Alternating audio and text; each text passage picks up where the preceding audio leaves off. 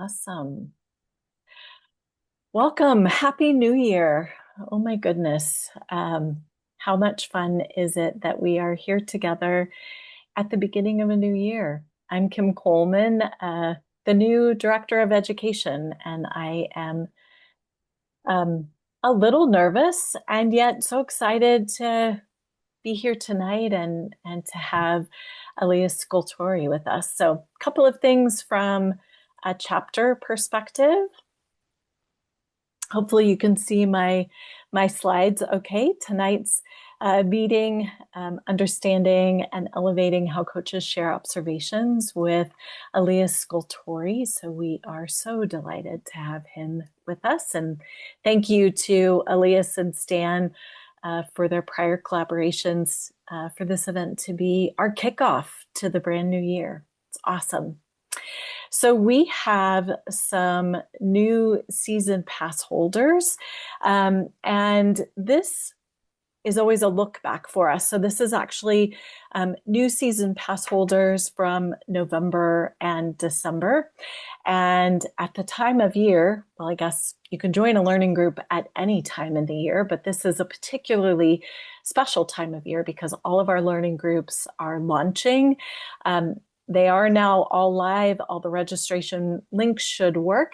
And season pass holders have the opportunity to engage in all of our learning content, such as our learning groups, as well as our chapter meetings. So we are delighted to have, I think I counted earlier, 13 new season pass holders as part of our chapter. So excited that you're here, and I'm glad to have you as part of this community and helping us to continue to grow together.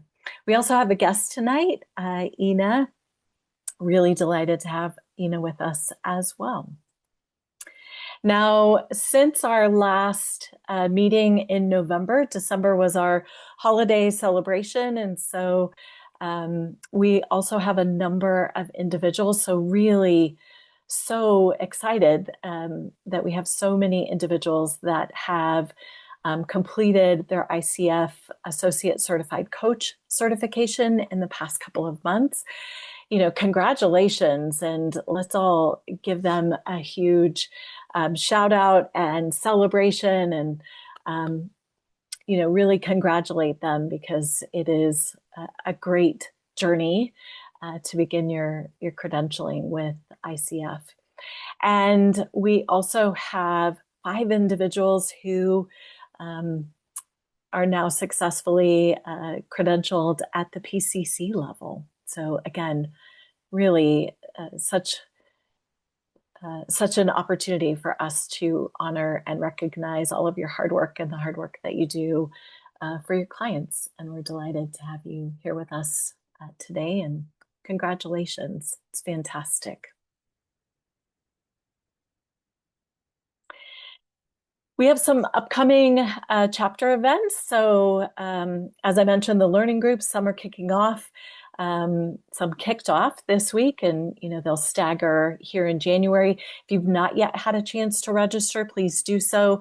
And then Jill Marshall Anito is now hosting our business building webinars. So glad to have Jill take this webinar series over for us. January 21st, she has Krista Martin with us for Steps to Fill Your Programs. And so with one single talk, I think I've got my slides, my picture covering it. So I should move everybody around so I can actually see my slides. One signature talk. And so register for those events. Even if you're not able to attend, you then get the meeting recording when they're recorded. Our next chapter meeting is Thursday, February 12th, and Veronica Love is joining us for a topic, Unlocking the Power of Somatic Coaching, Why Ignoring the Body is Holding Your Clients Back. Save the date for this one. It's not yet on the website, but it will be very soon. And so excited to have these upcoming offerings for the chapter. Anna shared earlier in the chat that we have an onboarding meeting Friday, January 30th for all new season pass holders. She and Patty Reish host that meeting virtually, so join as well. And if you've not engaged in the coaches' coffees that are all around the Front Range area, and there is one virtual coffee as well. It's a great opportunity to continue the networking and relationship building and watch for updates on base camp in the networking zone area on those. We have a new president. Welcome, Stan. You've been with us for a long time, but now in your new role. So delighted to have you. And I'll stop sharing for a moment and you can. Yeah, I just wanted to say hi and welcome. And yeah, I was the director of education, so Kim is now the director of education, now the president. I wanted to first say thank you to Andy Scantlin, who was the president for the last couple of years, and just really acknowledge. I mean, he has done an amazing job leading our chapter and getting us to where we are now. And anybody who knows Andy, definitely knows that how much work and how much he's done to improve our chapter. Um, I think some of you were in the social time before 2026. I just want to say 2026 is a huge year for our chapter. This is our 30th anniversary. Um, we are 6 months younger than ICF Global. So like 6 months after ICF Global was created by, oh God, why am I blanking on the guy's name? Oh, whatever. Anyways, Thomas uh, Leonard. Leonard, yeah, the Thomas Leonard, exactly. Thomas Leonard. Um, Thomas reached out to, oh, sorry, I have a cold, so my brain's not working well. Anyways, Judy. Judy Judy. Saba, that's right. Yeah, so Thomas reached out to Judy, and our chapter was to invite us to invite Denver to create a chapter. And so our chapter is 30 years old as of May, and so we are doing a we are planning a gala celebration in May to celebrate 30 years. We're also going to do a number of things over the course of the year to really celebrate that because we are one of the first chapters in the world and one of the most active chapters. And so, anyways, it's a big year. Um, Many of you are aware of some of the issues we're having these days with technology with ICF Colorado. I mean, this is essentially so. Kelly Johnson was with us, was our VA for 20 years, and she did an amazing job and did some great work. But we transitioned last year, the end of last year, over to Jackie Appleby, who is. I mean, really, she has a structure. She has a whole team. It's just different, and it will be better. But the transition has been much harder than we expected because we're basically having to recreate the entire infrastructure of the chapter from the Zoom accounts to you name it. Everything is new. And along the way, we're having a lot of minor issues. But I do have to say, um, it will like once we get through this initial phase, which hopefully will be like this month, whatever, it will be so much better. And it will allow us to do things like really improve our website, improve Basecamp. Like for example, CCEs like have been managed kind of ad hoc and it's been a little bit chaotic. They're all going to be streamlined now. So you're just going to automatically get your CCEs whenever you attended an event, et cetera, et cetera. And we are also really revamping our communication structure. I saw on Basecamp today the message about too many messages today. Again, that's just part of the transition, but the overall communication strategy is really improving this year. And we are working on a lot of new efforts to support our members better and to attract new members that really don't may not even know we exist. First of all, and all of this is because we have such an amazing board. So some people, we have a board, everybody on the board has a 2-year term, but half the board switches alternating years. So the new members on the board this year, Jonathan Horsford, Lynn Winterbauer, Allison Breifogel, who was responsible for the business development webinars last year, and Jen McDowell are the new people on the board, and I just want to acknowledge them. And Kim Coleman, of course. I don't know why I didn't put you on the list, Kim, because I just know It's you so well, okay. and you're part of everything already. So, um, and along with that, we are, as you know, you've seen like all the new learning groups. We have so many new learning groups available this year. And we're also launching a new thing called field trips, which are opportunities for people to go in person to events to have an experiential opportunity. So, COVID, the pandemic is over. We're now meeting much more in person, and some of it's going to be these field trips as well. So, I just want to welcome everybody. Say thank you for your patience as we get through these initial hurdles, but we are going to have a really great year, and yay us for celebrating 30 years.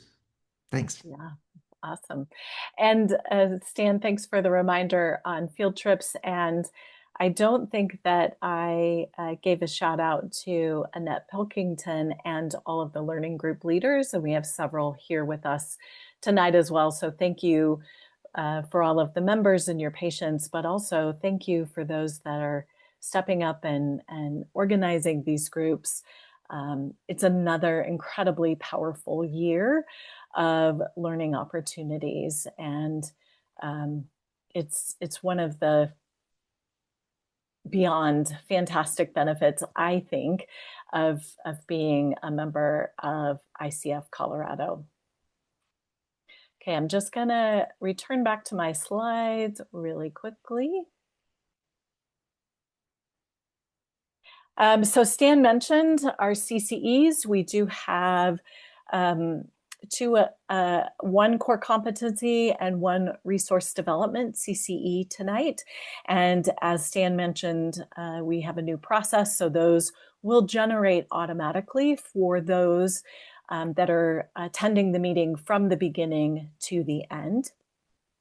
We will share the survey link with you as well this evening in the chat, but it will also come along with the meeting recording.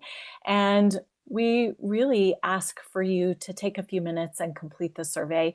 Our education leadership team reviews the feedback after these events, and what we're really looking for is what's working well and could be even better. So please do take a few minutes and complete the survey, and you'll see that we will start the discussion or continue the discussion about tonight's event with Elias on Basecamp. So let's keep the momentum going. Okay, so I'd love for us to take a deep breath and center for just a moment.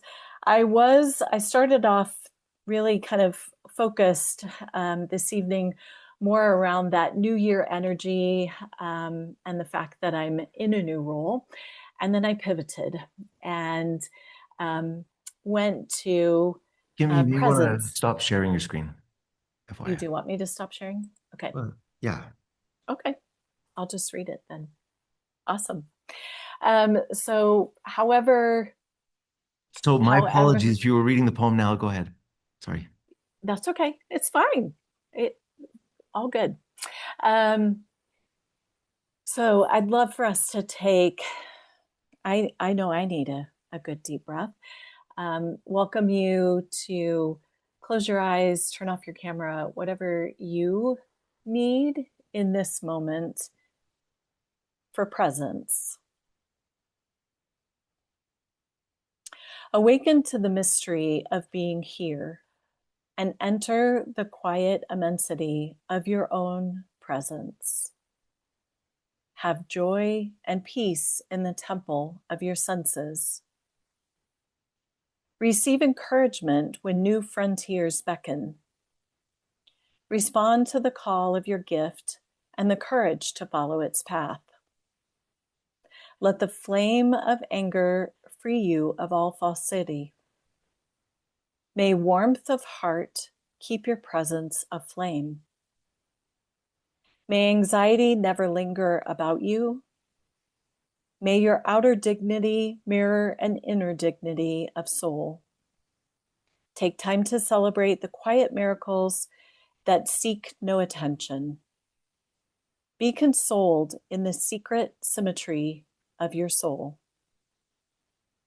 May you experience each day as a sacred gift woven around the heart of wonder.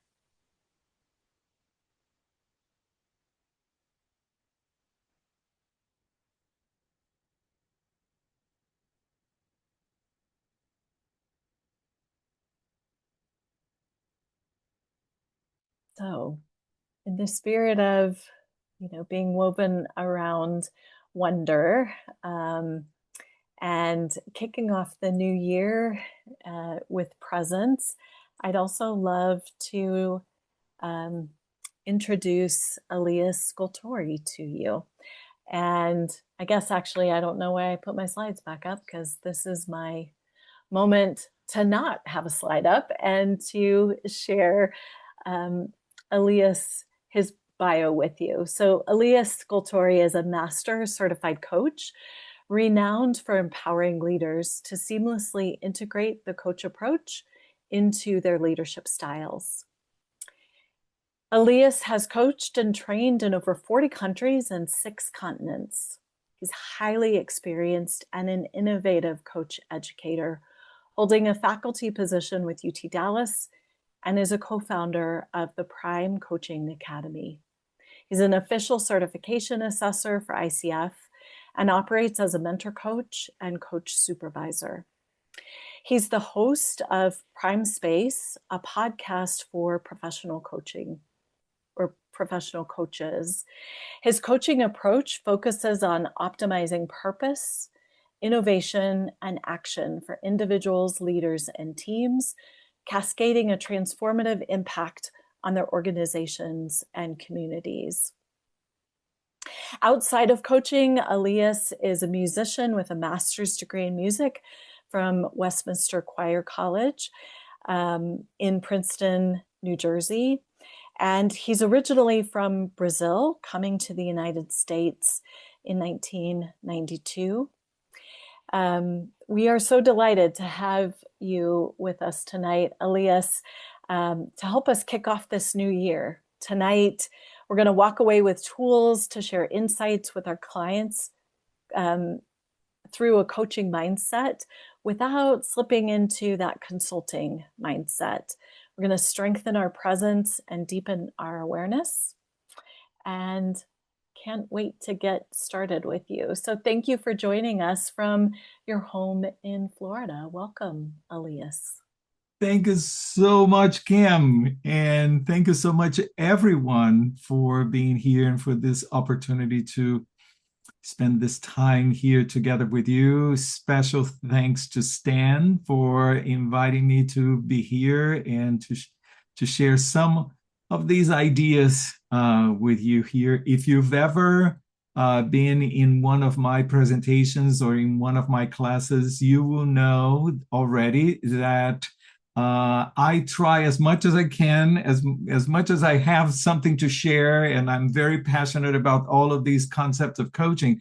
I try to make this as conversational as possible. I consider myself not a presenter, but a facilitator right now. We have this topic, and we have a group of very well professionally trained and experienced coaches in the room. So let's see if we can learn from each other about this topic of sharing. The original title that I had for this presentation, I used to call it Hat On, Hat Off.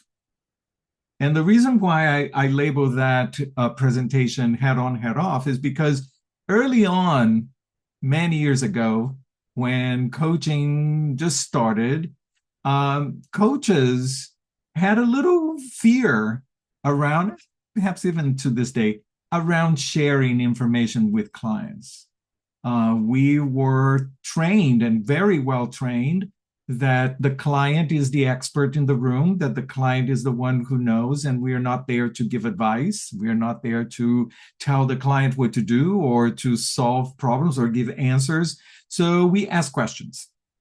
However, early on, coaches in practicality started noticing that there are moments here that I have something to offer. I have something that can support and enrich this process with the client. So let me take my coaching hat off, and I'm going to put my consulting hat on just for a couple of minutes, and I'll tell the client whatever they need to, whatever I want to tell them, and then I take my consulting hat off and I put my coaching hat on. And believe it or not, coaches had a practice of doing that. And I remember my first mentor coach encouraging me to use this kind of technique. Nowadays, coaching has evolved, and we realize that there may be better ways to handle this situation. And not sure if that is truly living the coaching mindset, embodying the coaching mindset. And I'm not sure if this is really the best way for me to support the client. We have learned different ways where we still share, but we share embodying the mindset of coaching. And that's what I would love to talk about here today. Okay. So and the reason why I would love to share this is, well, I've been sharing about this sub-competency, which is called the competency 7.11 for a long time. And now this competency has become a hot topic because the ICF has done some updates last year. And there was a lot of controversy about some words that happened that were put in this new competency. But even before the controversy and the hot topic, I have been talking a lot about this competency because oftentimes we tend to say that the primary tool a coach has is the tool of questioning. We ask questions, but is it only is that question the only? Oh, you just put me on the spotlight. Let me see if I can see everybody. Yes, I can still see everybody. I like to see everybody. Thank you. One of we have questions as perhaps our primary tool, but we have many other questions, many other tools. So here is my first question to the group. Let me share my screen here for a second.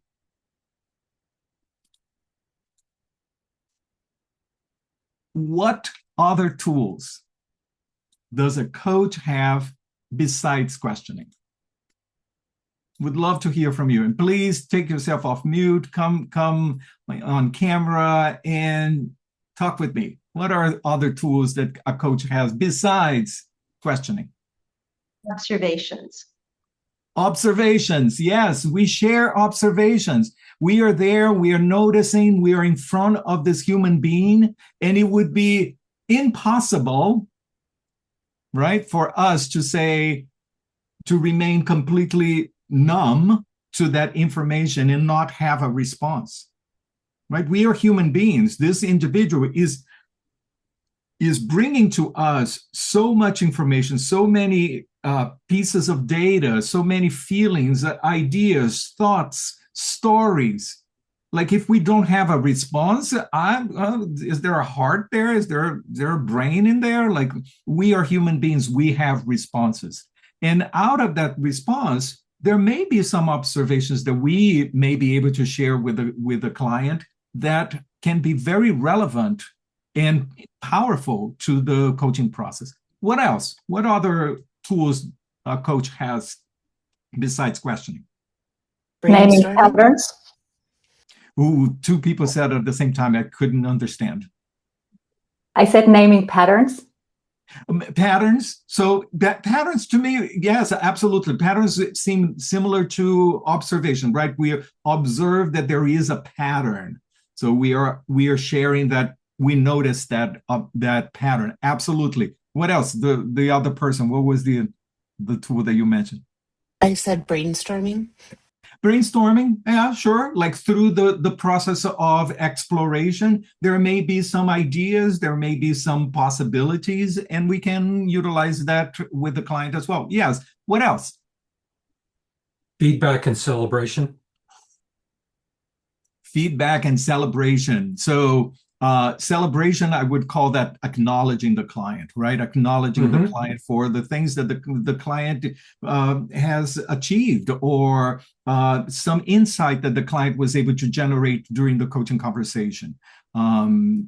Absolutely, we acknowledging is a form of observation, but such a special form of observation that I would put that in a different category. I remember many years ago, I was doing a leadership training program, sharing some coaching skills to leaders, not for them to become coaches, but just for them to incorporate coaching in their leadership style. And I was sharing, the coaching mindset until one leader stopped and said, "Oh, this is what you're sharing there is a culture of acknowledging." And I was like, yes, as coaches, we empower our clients, right? So acknowledging is a huge tool that we have. What else? There's a few in the chat, Elias. Would you like me to read them out? Please, Barbara. All right. So we have listening and perspectives. Perspectives. I'm curious. What about perspectives? Who wrote perspectives? Molly, do you want to jump on and share? I wrote perspectives. I mean, asking permission first, but offering a different perspective, maybe of what they're looking at. So we may be able to, either through questioning or through some statements that we make with a client, be able to offer a different point of view that the client may not be noticing or may not observe. So, building perspective. One of the things that we say in coaching, especially around questioning, and actually I'm going to record an episode of my podcast specifically on this, questioning, there is this idea of supporting the client to explore what is right now, and also to support the client in exploring what could be or beyond their current thinking, those two realms of questioning. And that what could be, what is beyond, what is stretching, what is a different paradigm, what is a different perspective, those questions can really be transformative for the client because it expands the client or disrupts the client points of view. Excellent. What else? There's also reflecting back what people are saying, holding up the mirror.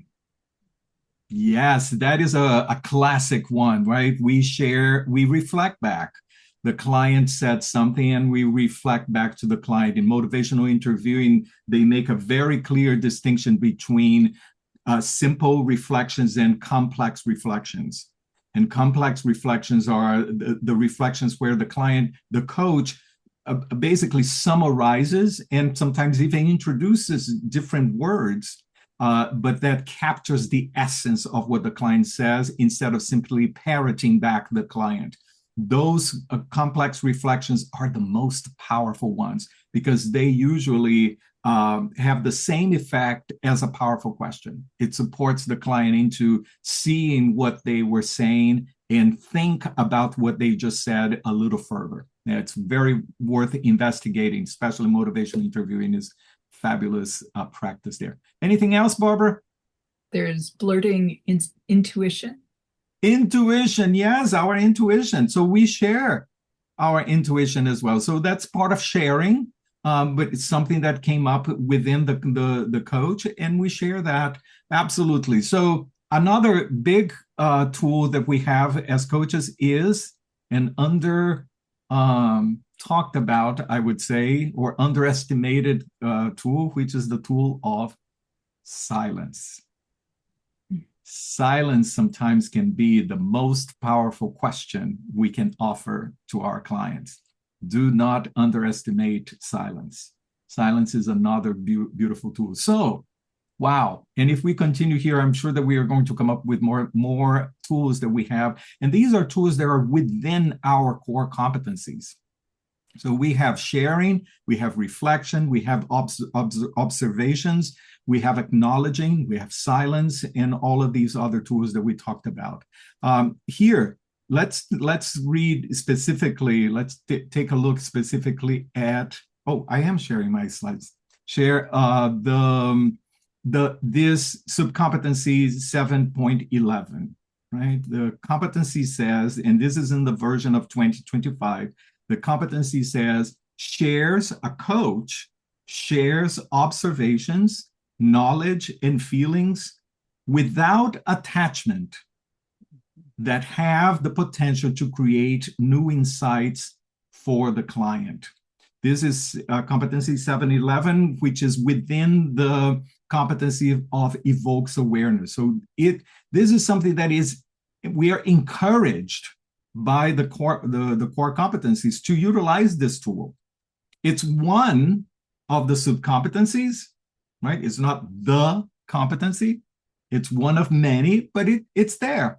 And it's something for us to consider there. In the PCC markers, if you don't know what PCC markers are, the PCC markers is an assessor's tool that supports assessors to evaluate the skills of a coach that is applying at PCC level.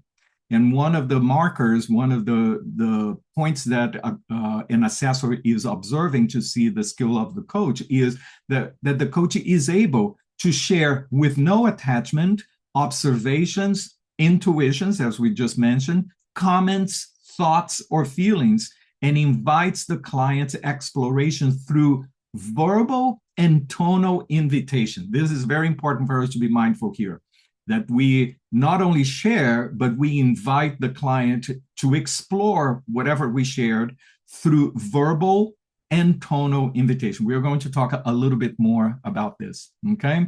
So we are encouraged to share. It's not something for us to be afraid of. But what we need to do is to learn how to share and how to share as coaches, not as other professions. And there is a big distinction here. So there is no need for us to change hats. A skillful coach will be able to share freely within the coaching space. Or as I said before, earlier on, coaches were even afraid of doing that, even because of liability, right? Nowadays, even like now that we have this word knowledge with the client, let's say that a coach shares a piece of knowledge, even with no attachment. But let's say that the client accepts that knowledge or accepts that point of view. And then the coach goes and does something based on what the coach shared. And it doesn't go right. What is the liability of the coach in that moment? Something for us to be mindful of, right? So coaches, especially in the early days, we were very concerned because we wanted to distinguish ourselves from other professions, and we didn't quite know how. So we were afraid of that. But now it's present, and we know better how to do that. It is definitely, I would say that is definitely an advanced skill. In my coach training programs, I don't teach sharing information in my level 1 program. I only address that in my level 2 program because I feel that there are so many other things for a coach to absorb and to embody before going to this level of skill. And I would encourage all of you, especially if you are a new coach, play with this skill, but gingerly and careful, because there are several other things that we are going to talk about here today that we need to consider before we open our mouth to share what we want to share with the client, okay? So the question here is, well, before I go there, how are we doing? Any questions, any points, anything so far?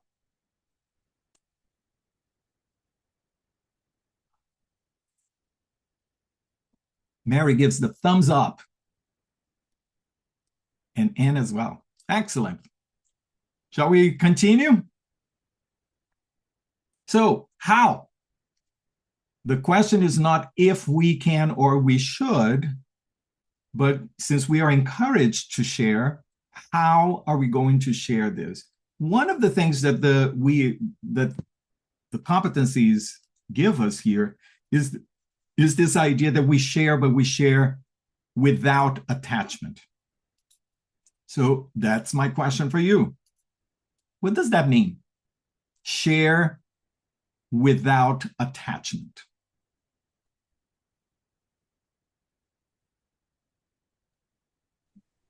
Giving it to the client for them to decide, offering it to the client for them to decide what they might want to do with it, if anything.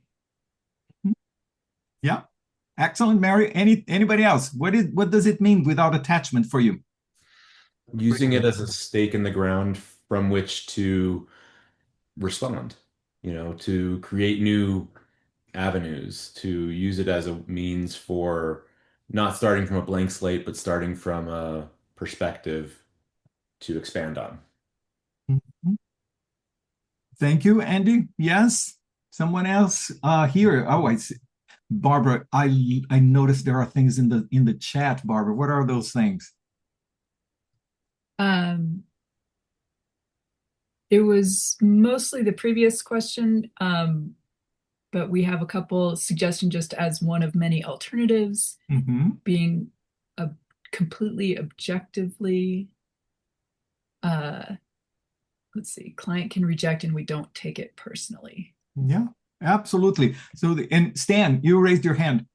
Staying in a state of curiosity. Ooh, you use the magic word there, Stan, curiosity. What do you mean by that?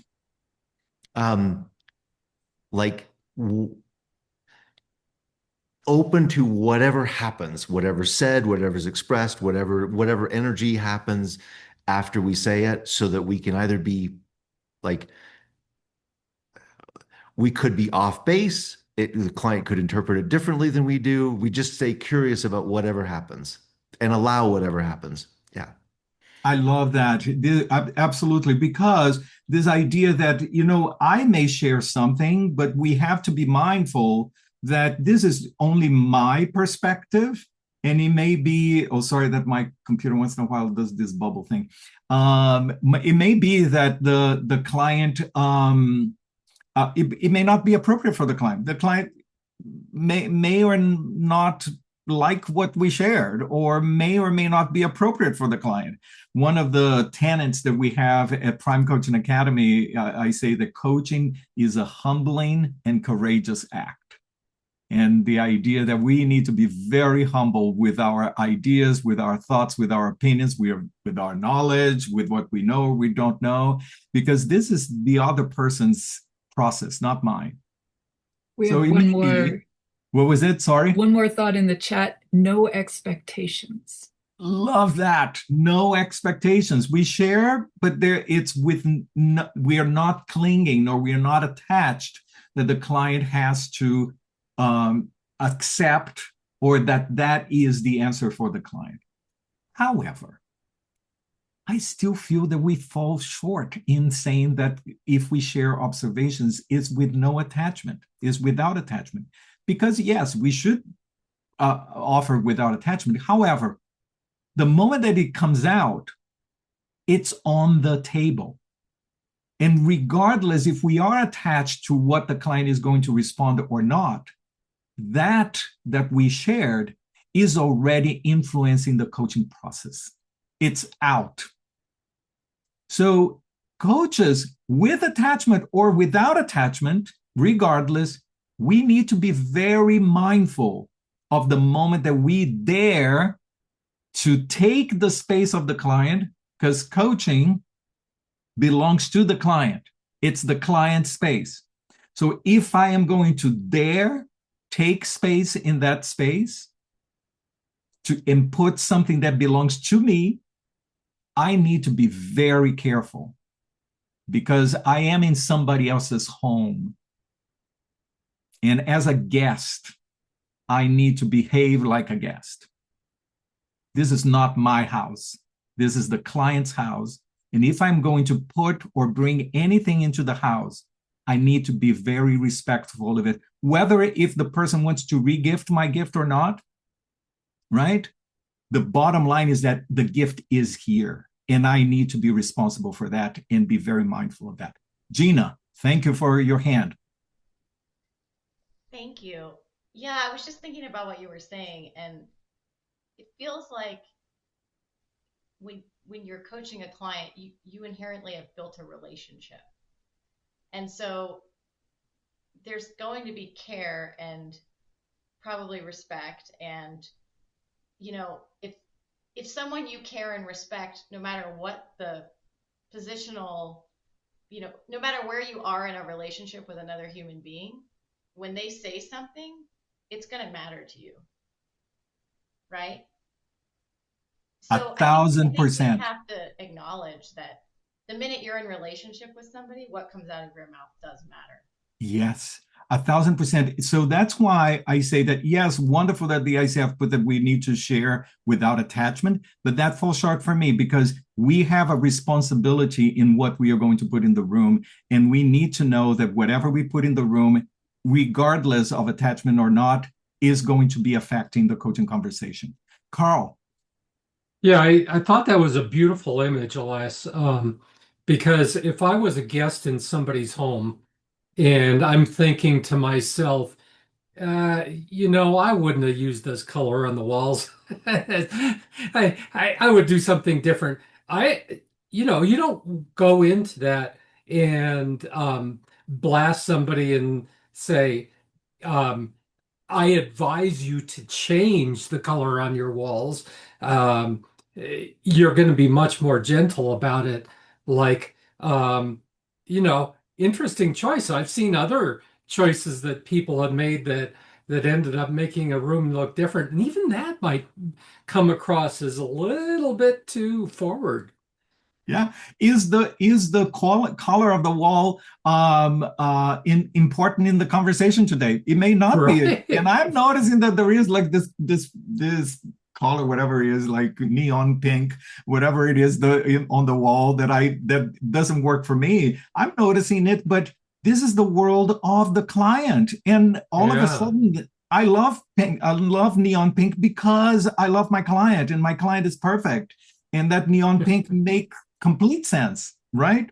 But I am not there to go and say you need to change the color. Oh, let's move the furniture here. The furniture is going to be better if you put the sofa in this place. Or that would be so inappropriate, right? Whether if the client decides to change the furniture or not, I'm not there for that.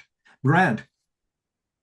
Yeah, and just kind of thinking about what Carl said, you know, being in somebody's house, my tendency is going to be to ask, and I think, you know, William put this in the chat earlier, right? Is to, you know, ask if it's okay even to offer something for consideration in the conversation. 100%. And this is something I love, this analogy of this is the client's house, because sometimes we as coaches, we are so preoccupied with our coaching, with what we are doing in coaching, that we tend to think that this is my space. I'm the one who's taking care of this. This is not my space at all. This is the client space, and I need to be tremendously respectful for it. So the bottom line here, the point that I want to make is that regardless if I share with attachment or without attachment, I need to be respectful, and I need to be mindful that the moment that I say something that is in the room, that is on the table, and it will influence the coaching conversation regardless. So we need to be very mindful of what we are going to put in the room, right? And the other thing that I like to point out here is that we like to say that in coaching, coaching is a partnership, and it's a process within equals. However, we need to be mindful that just the concept that I am the professional and you are my client, that already has a tendency to put the relationship in a hierarchy. And as professionally trained coaches, we are very mindful of that, and we do everything possible to minimize or eliminate that hierarchy with everything that we can, because we want to have to be partners with the client. But because there is that already, that tendency to have that the client to see us as the professional or as the knowledgeable one, if we add or if we offer anything with a drop of expertise, right? A drop of I know, it's going to emphasize that professional client hierarchy instead of minimizing it. So we need to be very much, if we want the client to take ownership of the process, if we want the client to really be empowered, we want to be very mindful that if we are going to share, we are going to share in a way that is not going to disrupt that hierarchy. Because the moment that the process becomes hierarchical is no longer coaching. I'm going to say this again. The moment that the process becomes hierarchical, it's no longer coaching. All of a sudden, we are in a different role. Either it's mentoring, training, teaching, consulting, whatever it is. The moment it becomes hierarchical is no longer coaching, because one of the characteristics, the key characteristics of coaching is partnership of equals. Okay? So this is another thing that we need to be very mindful of about that. So we have a comment in the chat. How do we consider the fact that the process is also transactional and they pay us? Yeah. What do you think, coaches?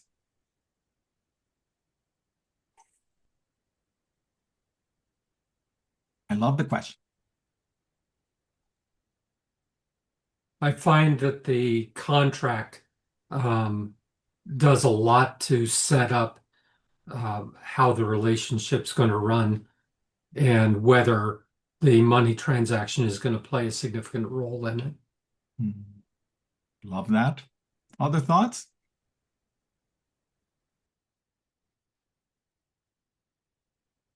Lisa, I'm curious to where the question came from.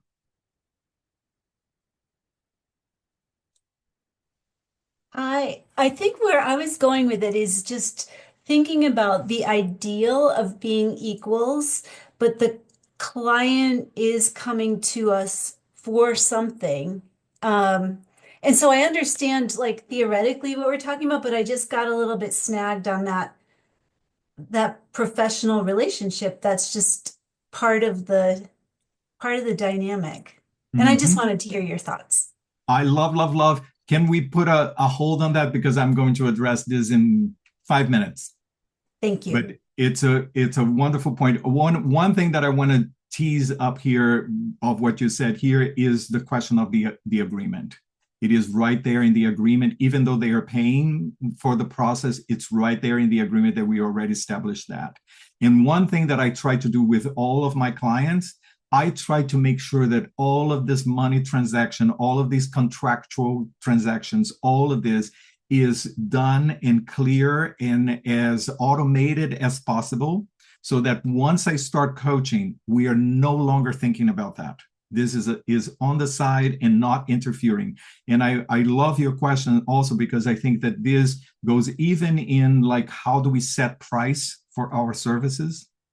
Because if the price that we set is something that we are overwhelmed with, like they're paying me too much, or they are paying me too little, and I feel resentful, if there is anything in there, that is going to influence the coaching.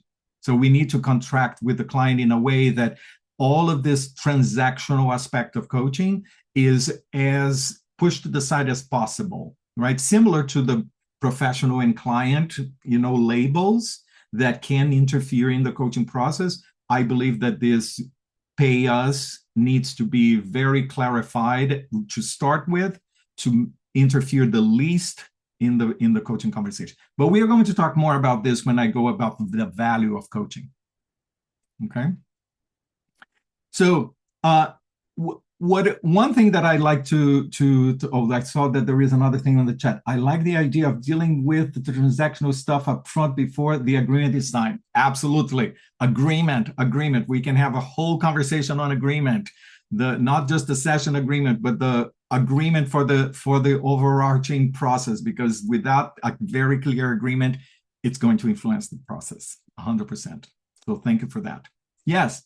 So one thing that I want to ask here is that, so if it's without attachment, if we are being very mindful of not being disrespectful of the client's space, if we are being mindful of the possible hierarchical perception that might come into the coaching conversation, another thing that I think it's very important for us to consider when we are sharing, or when we decide, when we dare to share something, is the true motivation that we have behind that share. So oftentimes coaches say that I really want to help. I'm sharing because like I have this thing and this is helpful to the client. What do you think of that statement? That motivation.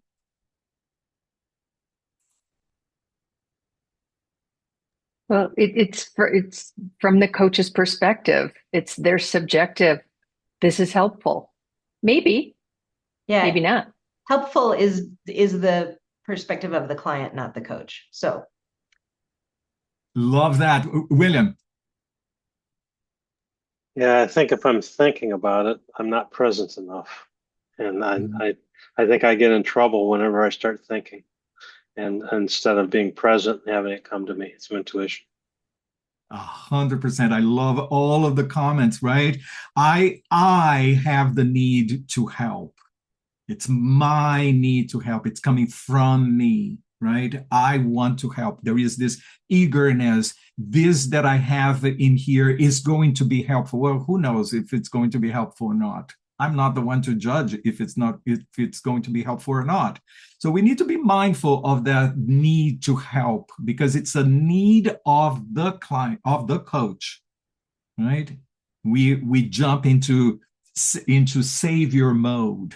I'm going to fix this for you. You see how good I am? I'm going to make this good for you. So this is one thing to be very mindful of. Stan. Hopefully I don't do this often or ever, but I do notice that I have to resist the urge to show off, to like say something that like boosts my ego as opposed to helping the client. 100%. We go into sharing because like, look, I'm so good, right? Like I'm going to solve your problem. I must be good. There is and we are going to talk more about this, the whole aspect of value, right? In trying to bring value to the coaching conversation, we crowd the space of coaching. We make it more convoluted instead of cleaning and bringing space for the client. Absolutely. The client asked for, right? That's another thing the client asked for. So I better share, because isn't coaching client-centered? So the client asked, of course I'm going to share. What do you think of that?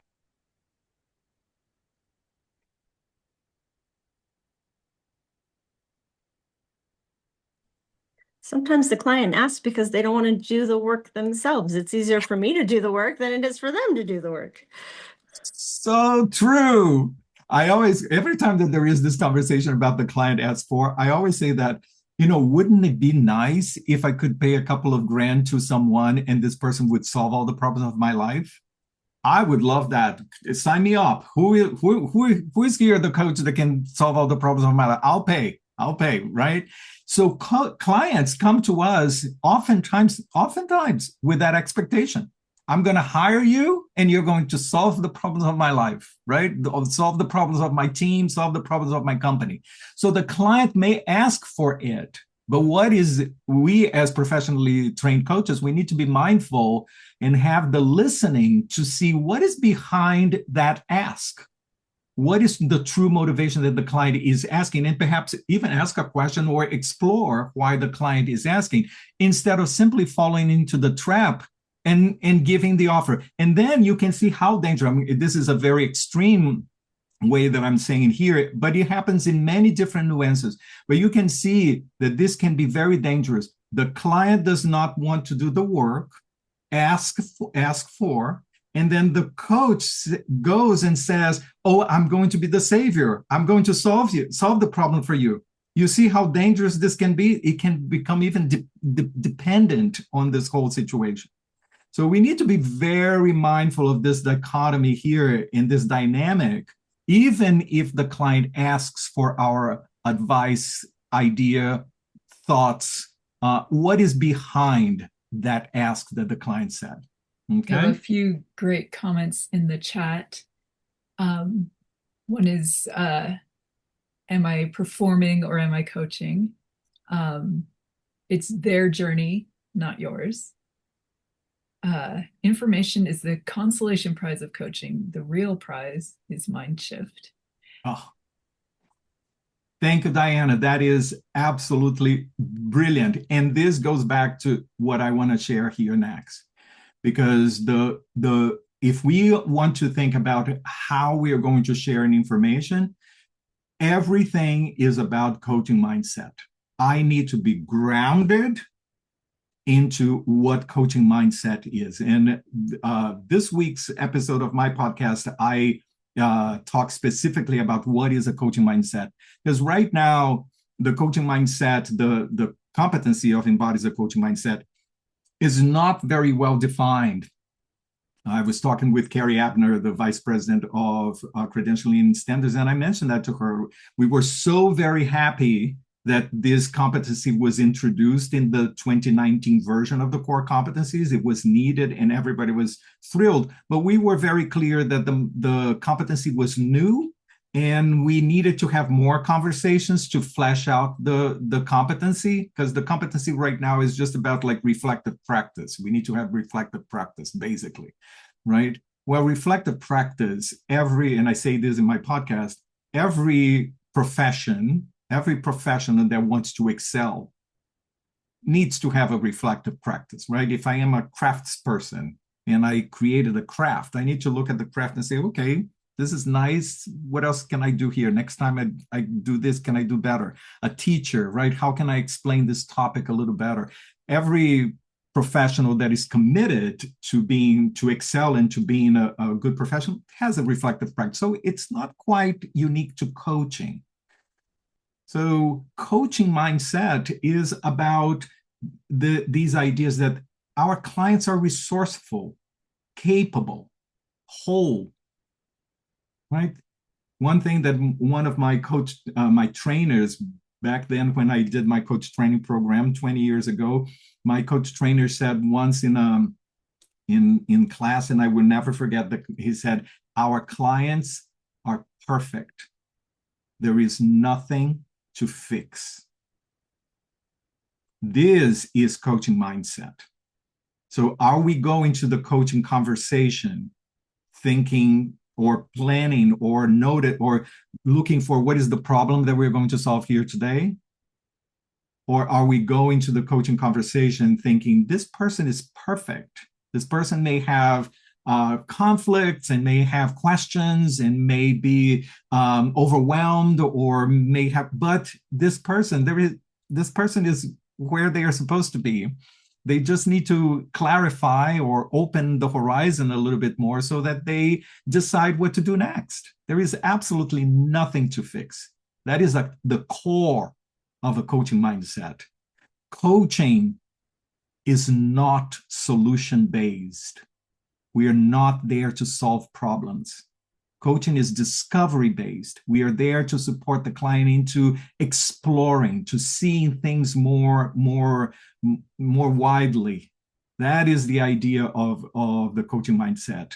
Solution happens if needed, but solution is a consequence of discovery, of the exploration, not the goal of coaching at all. Coaching is a partnership of equals, as I mentioned before. The expertise that we bring to coaching is in coaching, not in the subject matter. We don't rely on our knowledge to be great coaches. We rely on our skills of the coaching process and the coaching framework and the coaching mindset. That is the core of the coaching mindset. So when I share something, when I dare to share, am I grounded in these concepts? What's happening in that moment that I'm going to open my mouth? Do I truly believe that I am not here to solve problems? That I'm not here to fix? That this client can? Because if I'm not grounded in this coaching mindset, I'm going to share and I'm going to be invading my client's space.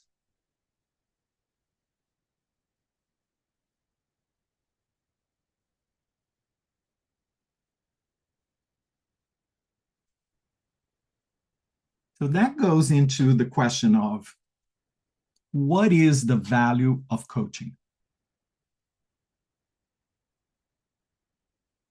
If I'm not there to solve a problem, if I'm not there to give answers to the client, to provide my brilliant expertise, so what am I there for?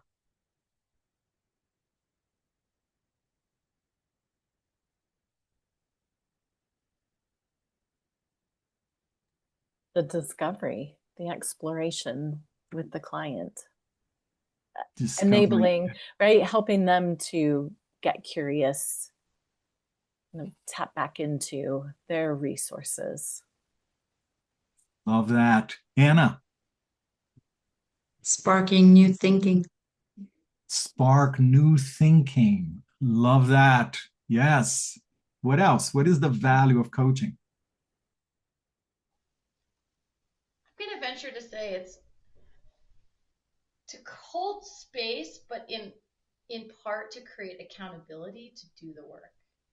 Because not everybody wants to get into to be coached, because it requires time, effort, and work to be in that process. So I think part of our job is to hold that space and therefore accountability for the client to do the work. 100%. Yes, we are there to hold the space. And accountability is an inevitable aspect of coaching. Like we are going to talk again next week, right? So something needs to happen between now and next week. Like just by the nature of the coaching process, there is a little bit of accountability there, but of course we have more skills and ways to support the client into building self-accountability for sure. Yes, absolutely. We are there to create the space. Our expertise is not in the subject matter. The responsibility of the coach is not in solving problems. The responsibility of the coach is in providing the framework.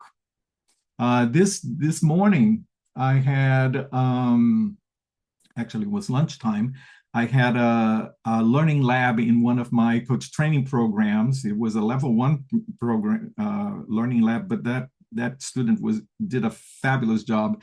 The client came with a topic, and it was a very subjective topic that was enormous. And the coach, if she was not very well trained, she could have tried to put, okay, let's put this in a little box and let's try to reframe this. What is manageable here? And she didn't. And she really trusted the client.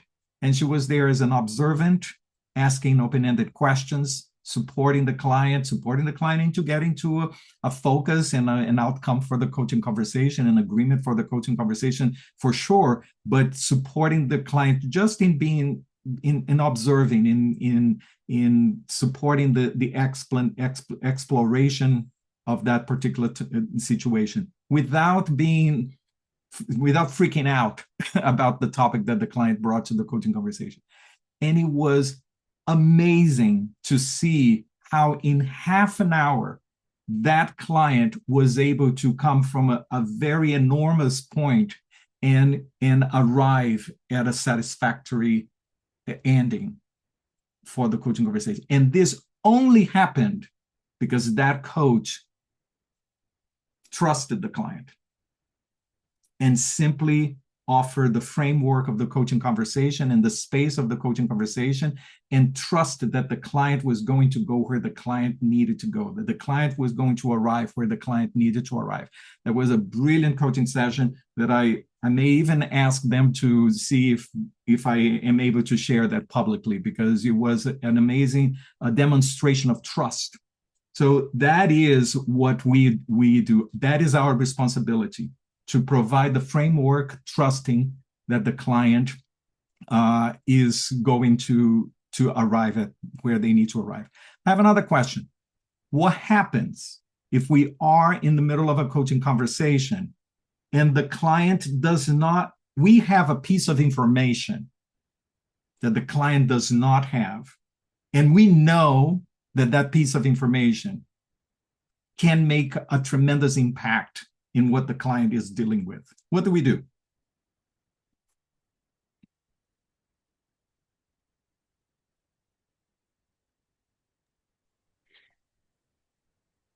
We can ask permission if the client is open to hearing something, and again, remain curious and open, and share it if the client says yes. Mm-hmm. Any other thoughts?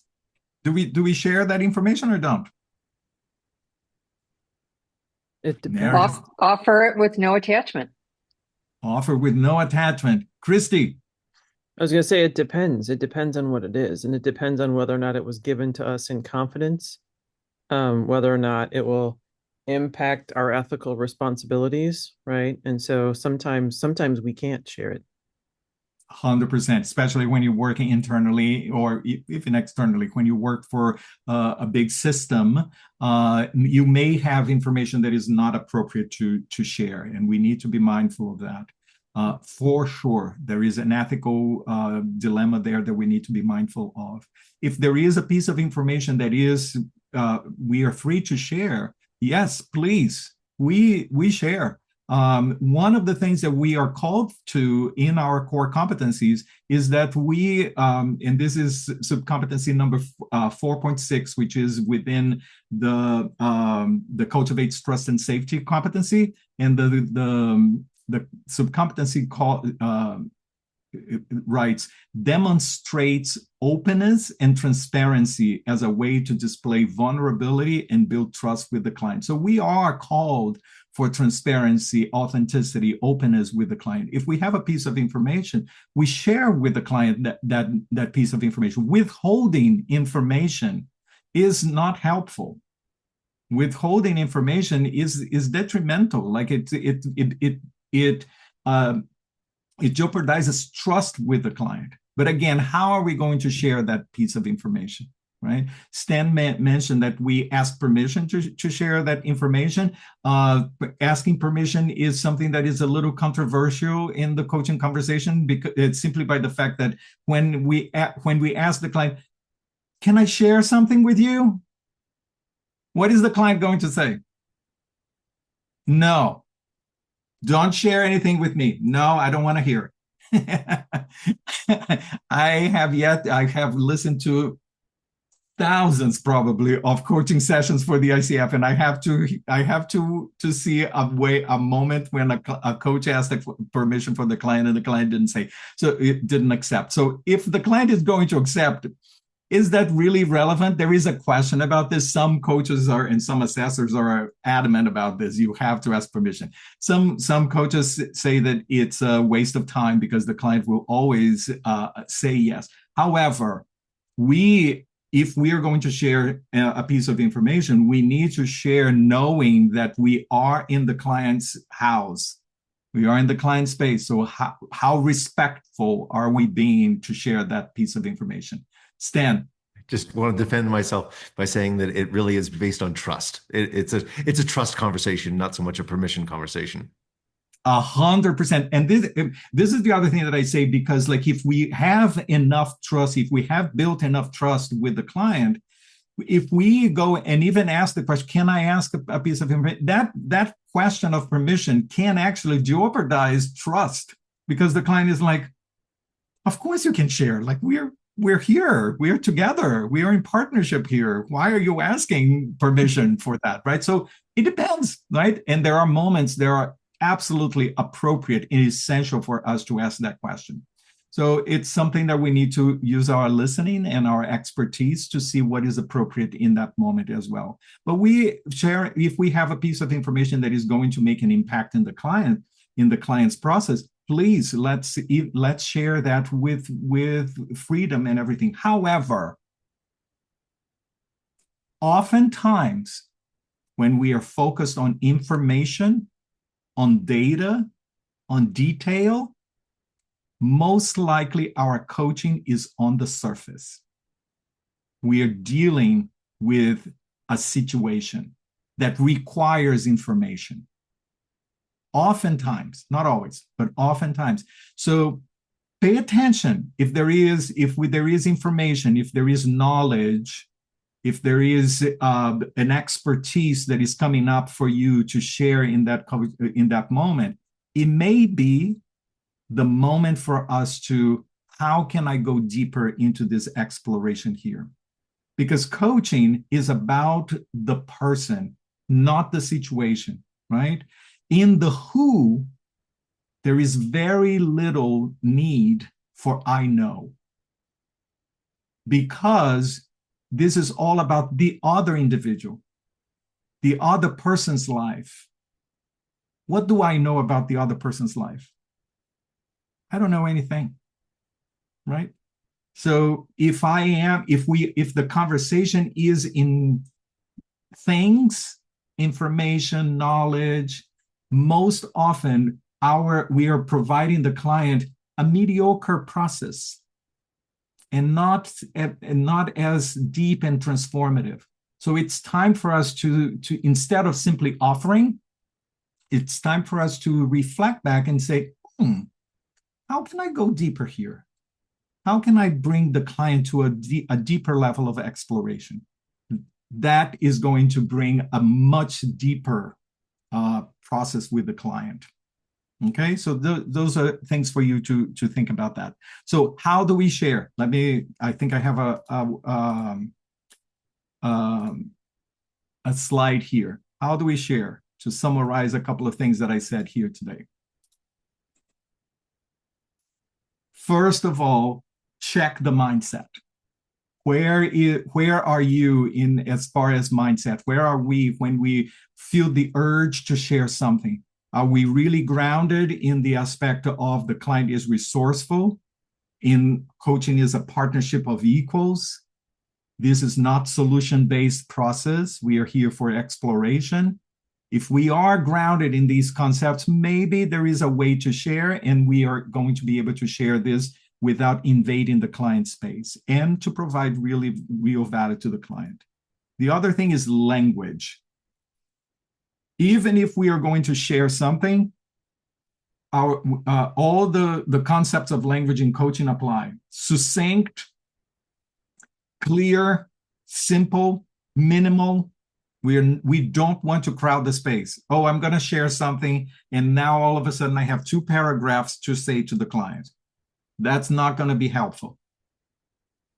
So if we are going to share, is 1 or 2 phrases, so that we just drop that little nudge for the client to continue their thought process.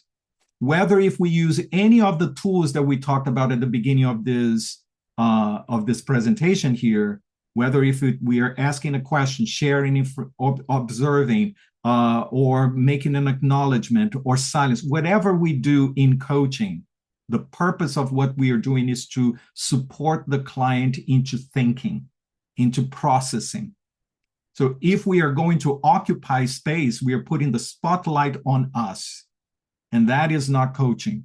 That is not the process of coaching. So if we are going to share, we're going to share with minimal language possible, just enough for the client to propel the client in thinking forward. Okay? And frequency is another thing that we need to be mindful of. This 7.11 is one of the subcompetencies of, I don't know how many subcompetencies we have, but like 60 subcompetencies. There are many, right? This is just one. So if we're relying too much on sharing information, that may be a red flag. What's happening here that I am relying so much in sharing what's coming up for me? I may be out of alignment with the coaching mindset. How can I recalibrate? What is propelling me to share so much? Can I go deeper? Can I ask a question instead? What is it that I am so absorbed by what is coming to surface inside of me? What am I missing in my listening? This is something for us to be mindful of. The other thing I didn't put here in the slide, but the other thing that I would be mindful of is timing. If we start a coaching conversation and right away we already have something to share, it may be premature. Can we allow the client to process, to do the work first? And then perhaps what we wanted to share would not be necessary. Maybe the client is going to arrive there by themselves without us having to say anything. So timing in a coaching conversation is also something important for us to be mindful of. Yes, Diana.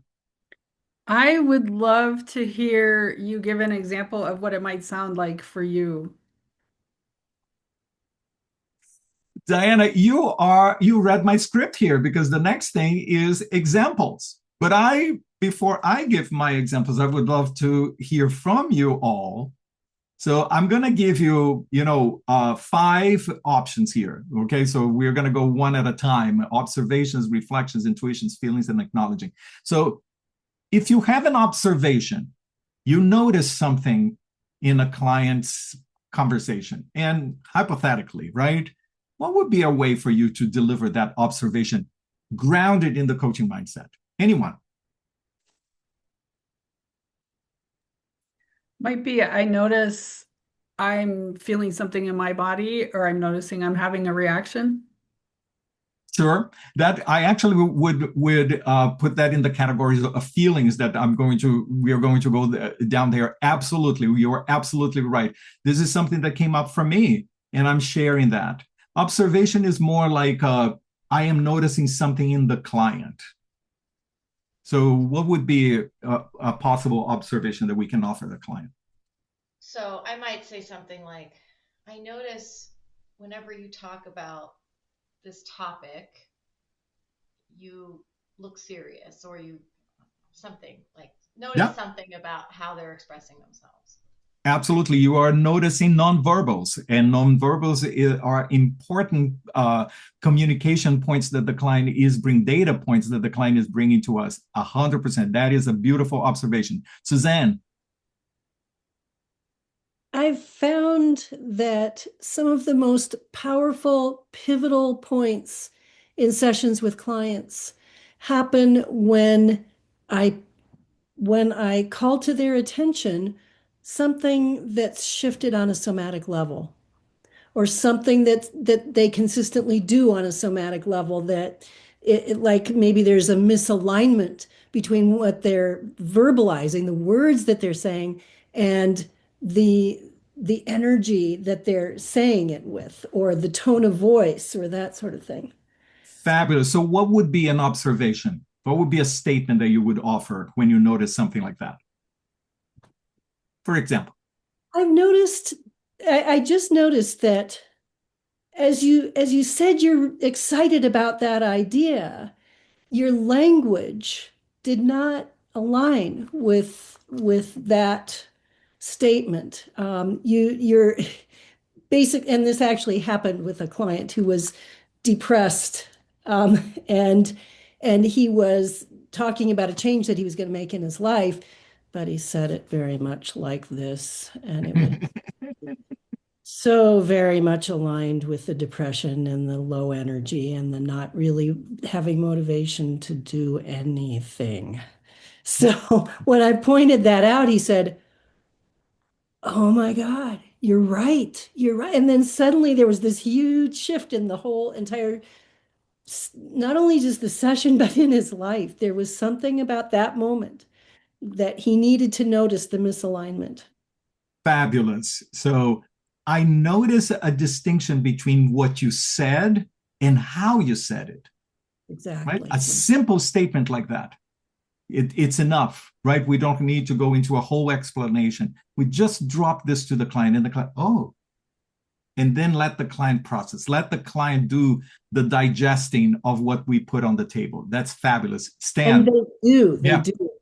Yes, absolutely. Stan. Yeah, I notice I pretty much always either ask explicitly or ask implicitly with body language, etc., a follow-up question like, how does that land hearing that? Or some version of that question. But like, usually it's actually nonverbal that this is wonderful. And then it goes back to the marker that addresses this particular skill. And the marker says that we invite, as coaches, we invite the client's exploration through verbal or tonal invitation, because we can ask a question. We can say like, oh, I noticed the distinction between what you said and the tone of your voice. How does that land with you? We can make a very specific statement. However, sometimes just by the tonal, just by the inflection is already an invitation for the client as well. So both are true when we offer an observation. What are other possible observations here? Besides, I notice.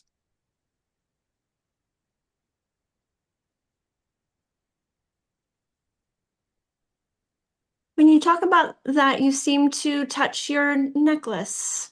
What's the significance of that? Brilliant. Love that. That is an observation. Yeah.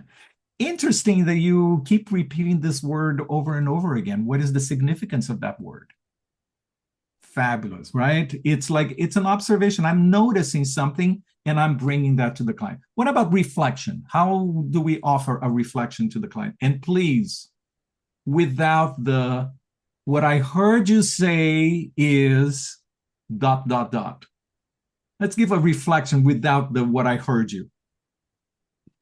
How would you say that? I had a coach trainer who I just loved, and I called it her Columbo mumble, because somebody would say, and she'd go, oh, fear, I hear fear again. Right? Like she would just sort of mumble it off to herself. And it was really interesting because it brought it forward without it being like too aggressive. And I haven't yet mastered it, but I sort of aspire to be able to just sort of like, just like Columbo did. You are aspiring to get more clear on that skill, Lynn. Yeah. Yep. That was a reflection, by the way. That was lovely. Thank you. Right? So we can reflect but just by summarizing what the client said in a little nutshell and just drop it. We don't have to ask a question after that. Pay attention to motivational interviewing. The primary tool of motivational interviewing is reflection. And actually, when they are assessing motivational interviewers, they focus more on the equation of how many reflections and how many questions, and they are expected to give a lot more reflections than questions. So they are masterful in offering reflections. I'm mindful of time here. What about intuition, sharing an intuition?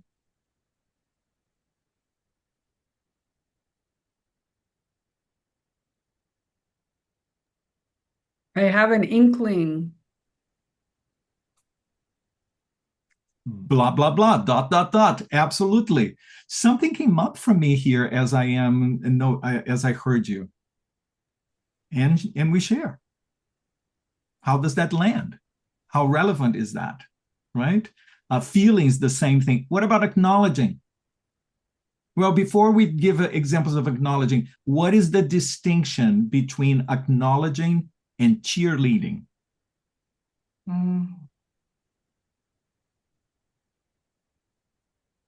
One's authentic, one's aspirational. Oh, you're so good. Yeah, I was just thinking, acknowledging something very specific. It's calling it out. Mm-hmm. I want to acknowledge your that you moved X forward since we talked last or whatever. Like, it's just, Andy said it better. Yeah. Amazing to see the progress that you've made so far. Stan. It's grounded in an action. It's grounded in something real. Yeah, like acknowledging, exactly, both Stan and Kim saying that acknowledging is very specific, right, about something. So anyways, we need to close our conversation here. I was supposed to put you into breakout rooms and all of that, but you guys are so amazing, and I hope that you didn't get tired of me talking too much here. Lots and lots of information here. The bottom line here, coaches, is that sharing information, sharing observations is a fabulous and important skill of a coach. However, this is not something to take lightly, and this is not an opportunity for us to step into our soapbox and start trying to fix things for the client and start telling the client, no. We stay in the coaching mindset. We don't change hats. We don't go into advising. There is no need for that. But there is beauty in sharing something that is coming to the surface inside of us with the client to support the client's process. So I would highly encourage you to play with it. And if you have questions and doubts or ideas about this, talk with a mentor coach, talk with an experienced coach trainer, so that you can polish this skill a little bit more, because I believe that this can be truly empowering to your coaching process and to the value that you bring to your clients. Let me share a couple of more slides here quickly before we go. Here are a couple of quotes for you to consider. Just interrupting for a second. Yes. You may not, I don't know if you were aware, you have half an hour left. You don't need to use it. Yeah, you don't need to use it. Oh, I thought that we were going to stop on top of the hour. 8:30. Yeah, good. Oh, beautiful. Oh, so we have time. So thank you. Thank you for that. Let me share a couple of quotes here. Actually, these are quotes from the episode of my podcast that happened that I released on Monday. Solutions are not the goal of coaching. They are the consequence of awareness.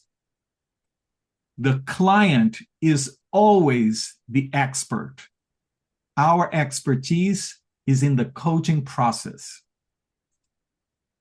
Mindset is the hardest part of coaching, the hardest things for coaches to learn, and the foundation of every skill. Do you want to ask better questions? Do you want to listen better? Do you want to establish a better session agreement? Do you want to support the client into facilitating client growth? Go into the mindset, because it is from that mindset that you're going to be able to perfect that particular skill. So since we have time, yay, I'm going to put you into breakout rooms. So Barbara, if we can have like breakout rooms of 4 or so people, okay. for individual in the group. And here is what I would like for us to do in this breakout room. Let me share my slide here. So we are going to go and breakouts. So here are a couple of questions that I would love for you to share. What did you learn here today? How are you going to apply this learning? And what will keep you accountable to that learning and to that application? Those 3 questions sound familiar. Where have I heard of these 3 questions? Right? These are questions that usually, or points that we cover when we are supporting the client into facilitating client growth, right? So we're going to do the same thing here in the breakout rooms. What did you learn? How are you going to apply? And what will keep you accountable around that? So let's spend, 20 minutes in the room. And then when we come back, I have one more slide for you. And then we're going to wrap this up. Thank you, Barbara. All right. Sounds good. Here we go. There we go. So everyone, thank you so much. I hope that you had a wonderful exchange there in your groups. Well, let's see here. Any must share here with the larger group that you would like to share from the small group?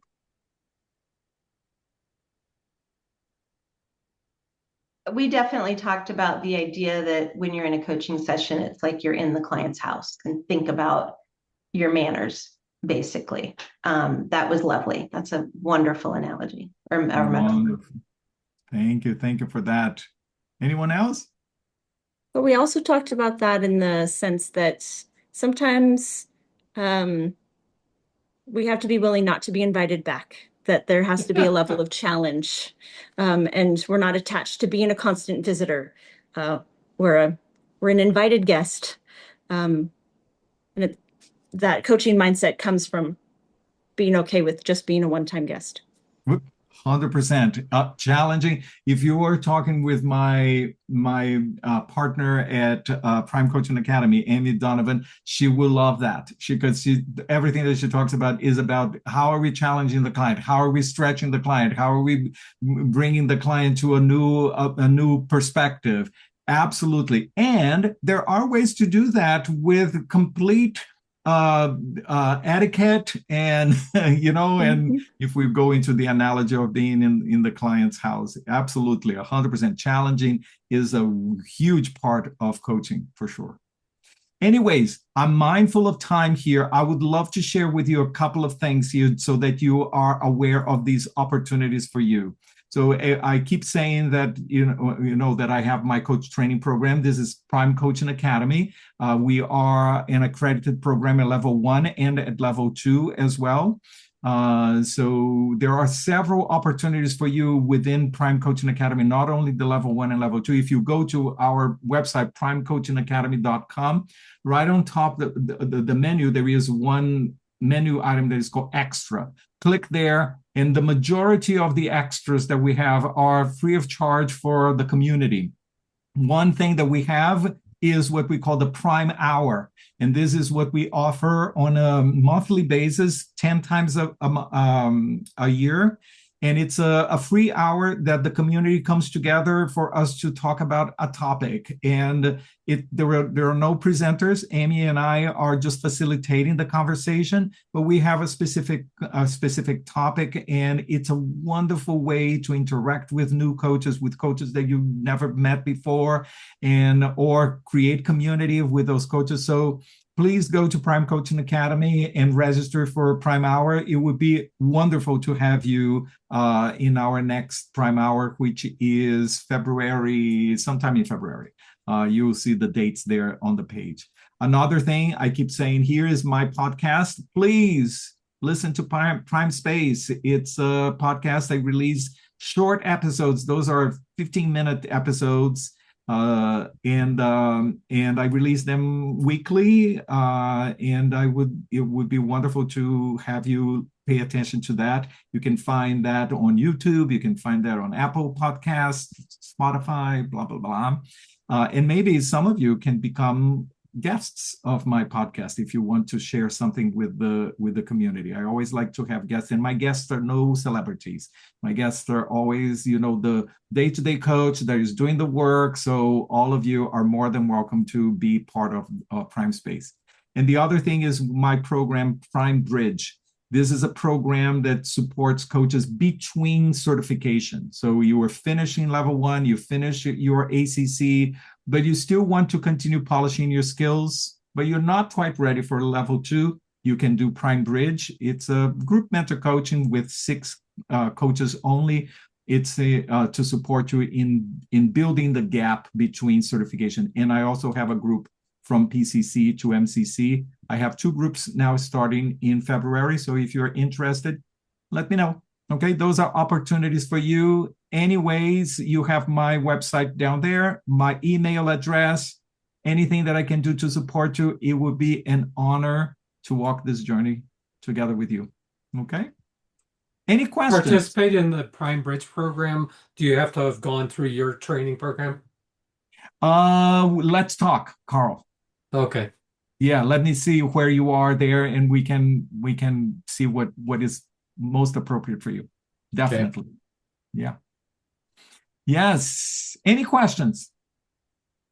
I have a question, just Barbara, about the continuing ed. Do you need to? It used to be that you had to fill out the survey to get the continuing ed. Is that still the case? That is now changed with our new admin. You just have to attend the entire time. Okay, thank you for confirming. Yeah, we really, really appreciate and value the feedback. So please do take the time to complete the survey, but your CCEs are no longer connected to whether or not you complete the survey. So a huge thank you. I guess I should make sure there aren't any other questions. Okay. And if you have a question that comes up right after we finish here and say, oh, I should have asked that question, connect with me on LinkedIn. I'll be glad to engage with you. It's always fun. Yeah. Thank you, Elias.